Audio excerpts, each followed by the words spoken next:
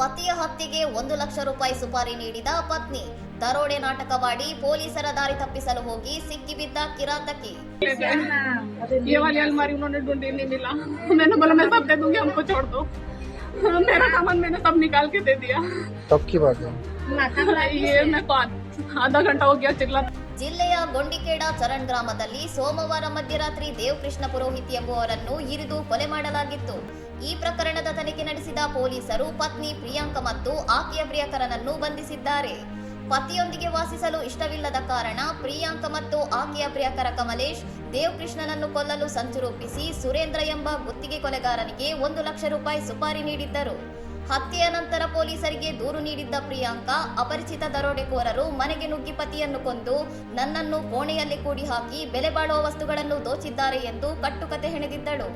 ವಿಚಾರಣೆ ವೇಳೆ ಪ್ರಿಯಾಂಕಾ ನೀಡಿದ ಹೇಳಿಕೆಗಳಲ್ಲಿನ ವ್ಯತ್ಯಾಸದಿಂದ ಅನುಮಾನಗೊಂಡ ಪೊಲೀಸರು ತೀವ್ರವಾಗಿ ವಿಚಾರಿಸಿದಾಗ ಪತಿಯ ಹತ್ಯೆಗಾಗಿ ತಾನೇ ಪಿತೂರಿ ನಡೆಸಿದ್ದಾಗಿ ಆಕೆ ಒಪ್ಪಿಕೊಂಡಿದ್ದಾಳೆ।